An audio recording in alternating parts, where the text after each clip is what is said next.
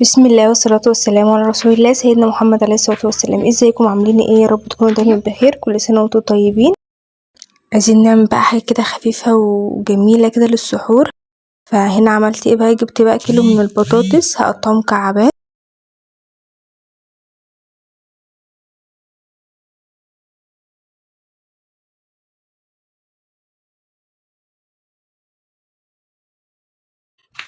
قطعته هنا كله مكعبات. طبعا اعملي الكمية اللي انت عاوزاها، عندك اقل اكتر اعملي الكمية اللي انت عاوزاها. ابدأ احطهم بقى في الحلة كده، وهغطي كده وشهم بالمية واحطهم بقى على نار هادية كده يستووا كويس. مننساش نضيفلها ملح كده وهي بتستوي عشان تبقى طعمها حلو. ادخل الشوكة فيها كده الاقيها بتدخل وبتتقطم بسهولة، اعرف خلاص ان هي كده تمام استوت. صفيها بقى كويس كده من المية وطلعها في طبق خارجي،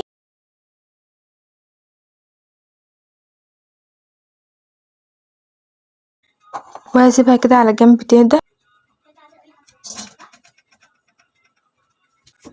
هنجيب بقى طبق كده عشان نبدأ بقى نعمل العجينة بتاعتنا.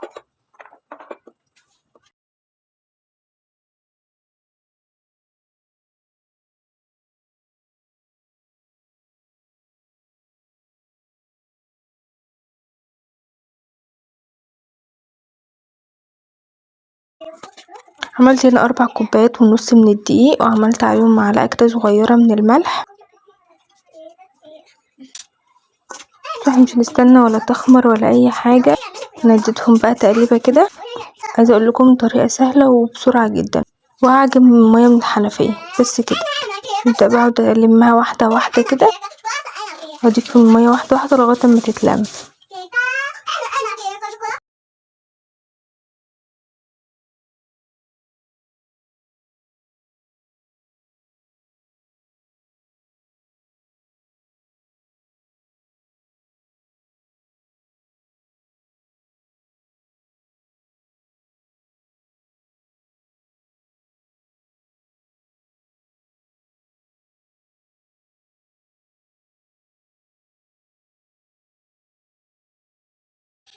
لما العجينة تتلم كده حط لها معلقة من الزيت. انا ما كانش متوفر زيت، حطيت لها حتة زبدة، اللي متوفر عندك حط. وقمت رايحة مكملة عجن فيها بقى لغاية اما تشرب منك الزيت او المكون اللي هو الدهن اللي انت هتحطيه. خلصتها عجن كده، هسيبها ترتاح بس 10 دقايق. عقبال ما هي ترتاح امسك بقى البطاطس، امسكها بقى هرسها بالهراسة بأي حاجة، المهم تتهرس بالشوكة اي حاجة عندك.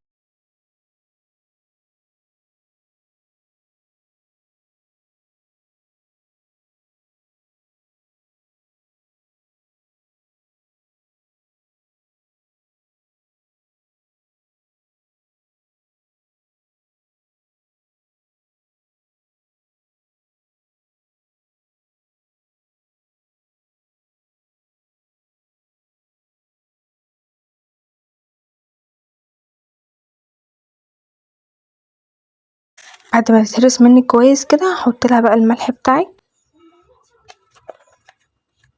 وهضيف فلفل اسود. انا بس هعملها بملح وفلفل اسود بس، اي بهارات تانية ممكن تضيفوها.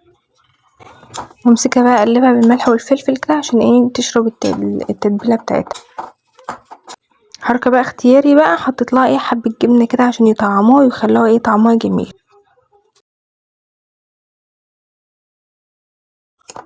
وهقلب الجبنه كويس في البطاطس. طبعا البطاطس دافيه شويه فالجبنه هتبدا تسيح معايا، فده اللي انا عاوزاه. وهعمل بقى منها بقى 8 كرات. الكرة بتاعه البطاطس هتبقى قد الليمونه الكبيره. بعد ما خلصت البطاطس وعملتها كلها، اقوم ماسكه بقى العجينه كده وافردها بالطول، وهقسمها ل8 قطع.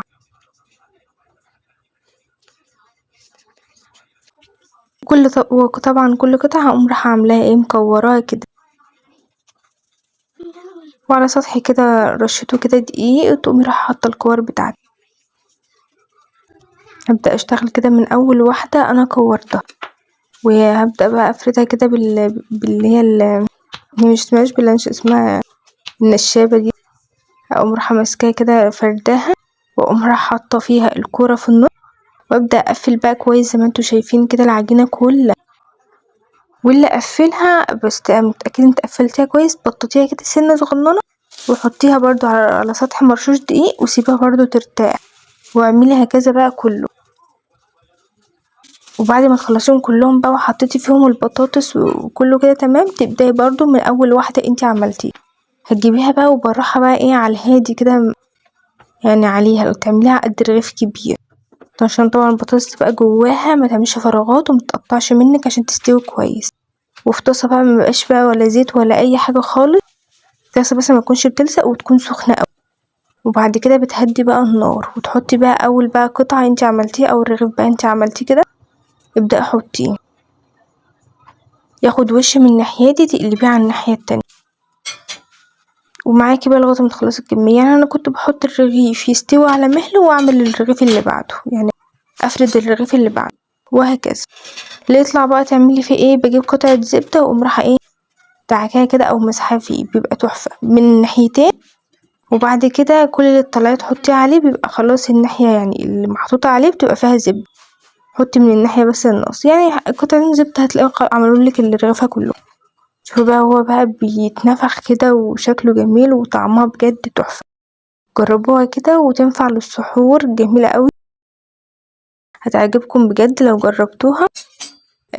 شوفوا بقى الرغيف كده وهو طالع حاجة كده تحفة، وقمت رايحة بقطعة الزبدة، يعني اختياري لو عايزة، لو عندك مش عندك خلاص، بس بصراحة بتديله برضو طعم كده وخليه جميل مع البطاطس بقى والجبنة. طبعا مقولكوش ان الحشوة اللي بتبقى مطبوخة مع العجينة بتبقى طعمها احلى بكتير من ان انتي يعني ايه تحطيها فيها او تغمسيها بره او كده.